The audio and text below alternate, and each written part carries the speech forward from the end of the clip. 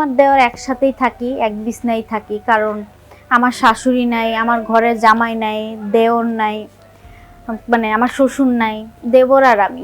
জামাই তো শহরে থাকে, সপ্তাহে একদিন অথবা মাসে একদিন আসে। তা আমি যে দেওরকে ছোট থেকে মানুষ করছি সেই দেওর এখন ক্লাস 8-এ পড়ে, ধরতে গেলে বড় হয়ে গেছে। তা আমি কিন্তু ওই চিন্তা করে তাকে আমার পাশে রাখি না যে খারাপ কিছু হতে পারে। আমি ওই চিন্তা করে রাখি যে তাকে আমি ছোটকাল থেকে আমার শাশুড়ির আদর দিয়ে যত্ন দিয়ে মার আদরে যত্ন বড় করছি। কিন্তু এখন বুঝতে পারি যে আমি বড় করছি এটা কালসাপকে। যাই হোক, অনেক দিন আগের কথা, মানে এখন আমার দেওরের সাথে আমার ভালো একটা সম্পর্কই যাচ্ছে। সে যেটা চাচ্ছিল সেটা সে পাচ্ছে, আমারও দরকার আছে। যাই হোক, আগে বুঝি নাই, এখন নিজের ভুলটা বুঝতেছি যে আমি মনে এটা ভুল কাজ করছি।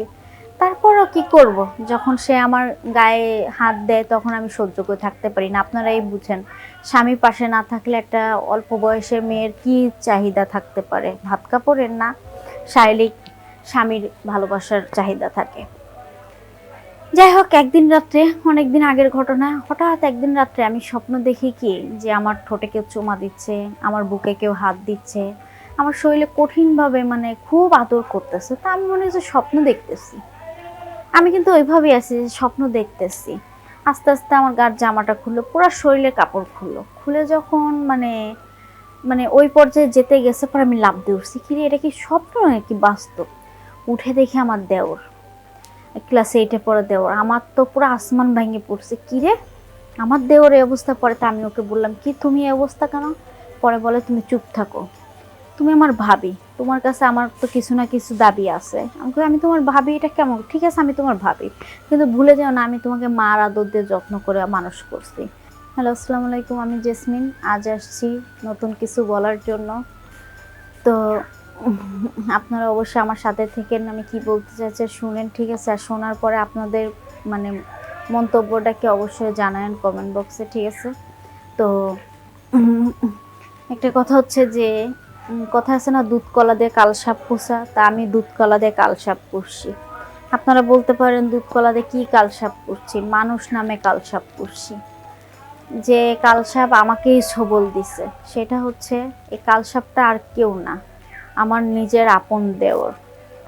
এই দেওরকে আমি ছোট থাকতে এসে পাইছি, ঠিক আছে? মানে আমার বিয়ের কিছুদিন পর আমার শাশুড়ি মারা যায়, সে তখন অনেক ছোট। তাকে ছোট রেখে আমার শাশুড়ি মারা যায়। আর আপনারা বলতে পারেন আপনার স্বামী কই? আমার স্বামী সবসময় শহরে ব্যবসা করে, আমি গ্রামে থাকি। তো শহরে ব্যবসা করে, তো আমি অনেক ভিতরে গ্রামে থাকি, একটা ভাটি অঞ্চল গ্রামে থাকি, যে এখানে আশেপাশে কোনো কিছু নাই, পুরা পুরা গ্রাম ধরতেই গেলে। তো এখানে থাকি দেওরটাকে নিয়ে।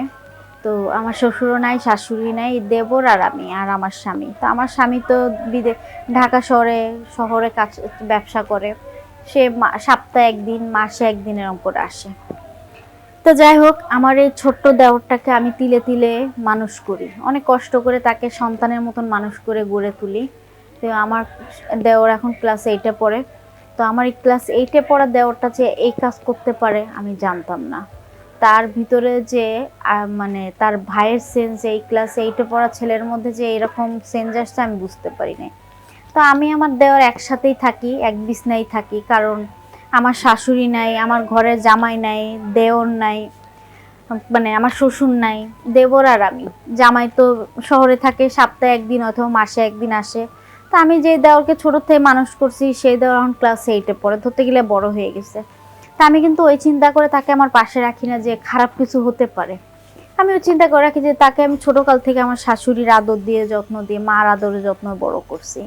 কিন্তু এখন বুঝতে পারি যে আমি বড় করছি এটা কালসাপকে। যাই হোক, অনেক দিন আগের কথা, মানে এখন আমার দেওরের সাথে আমার ভালো একটা সম্পর্কই যাচ্ছে। সে যেটা চাচ্ছিল সেটা সে পাচ্ছে, আমারও দরকার আছে। যাই হোক, আগে বুঝি নাই, এখন নিজের ভুলটা বুঝতেছি যে আমি মনে এটা ভুল কাজ করছি।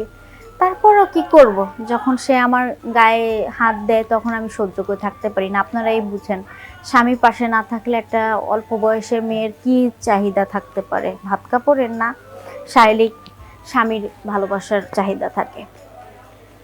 যাই হোক, একদিন রাত্রে, অনেকদিন আগের ঘটনা, হঠাৎ একদিন রাত্রে আমি স্বপ্ন দেখি কি যে আমার ঠোঁটে কেউ চুমা দিচ্ছে, আমার বুকে কেউ হাত দিচ্ছে, আমার শরীরে কঠিনভাবে মানে খুব আদর করতেছে। তা আমি মনে হচ্ছে স্বপ্ন দেখতেছি। আমি কিন্তু ওইভাবেই আছি যে স্বপ্ন দেখতেছি। আস্তে আস্তে আমার গার জামাটা খুললো, পুরো শরীরের কাপড় খুললো, খুলে যখন মানে মানে ওই পর্যায়ে যেতে গেছে, পরে আমি লাফ দিয়ে উঠছি, কিরে এটা কি স্বপ্ন নাকি বাস্তব।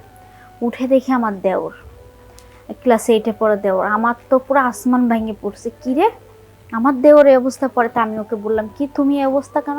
পরে বলে, তুমি চুপ থাকো, তুমি আমার ভাবি, তোমার কাছে আমার তো কিছু না কিছু দাবি আছে। আমি তোমার ভাবি, এটা কেমন? ঠিক আছে আমি তোমার ভাবি, কিন্তু ভুলে যাও না আমি তোমাকে মার আদর দিয়ে যত্ন করে মানুষ করছি। কয়, ভাবি এটা আমার মা নাই বলে তুমি মানুষ করছো, এটা কোনো ব্যাপার না, তুমি তো আমার ভাবি, তোমার সাথে এগুলো করা কোনো ব্যাপার না। যাই হোক, অনেক কথা বলার পরে পরে আমি বললাম যে তুমি তো আমার সাথে বেয়াদবি করতেছো। ভাবে কিসের বেয়াদবি করতেছে? আমার ভাই তোমাকে ভালোবাসা দেয় না, আমি দিচ্ছি ভাইয়ের বদলে। এক ভাই নাই তা দেখেছে, আর এক ভাই তো আছে, তোমার এই দেওয়ার আছে না, তোমাকে ভালোবাসা দিবে, তোমার কি মন চায় না স্বামীর আদর যত্ন পেতে? তখন সে আমাকে আবার হাত দেয়, হাত দেওয়ার পরে যা ঘটার ঘটছে, মানে ঘটার পরে আপনারা তো বুঝেনি, আমার স্বামী দীর্ঘ মাসখানেক পর পর আসে। এই মাসখানেক আমি স্বামী ছাড়া থাকি, আমার তো তখন একটা পুরুষ যখন আমার গায়ে হাত দিছে, আমি কি থাকতে পারি? আমি থাকতে পারবো না। তা থাকতে পারি নাই। দেবর আমাকে সব কিছুই করলো, করার পরে আমার কাছে নিজের কাছে নিজে লজ্জিত মনে হলো যে দেবরকে আমি দুধ কলা দিয়ে মানুষ করছি, আর সেই দেবরই আমার সাথে এমন করলো। যাক, সব কিছু মনে করে এখন আমি আমার দেবরের সাথে এইভাবেই দিন কাটায় যাচ্ছি। সেও আমার কাছ থেকে নিচ্ছে, আমিও তাকে দিচ্ছি।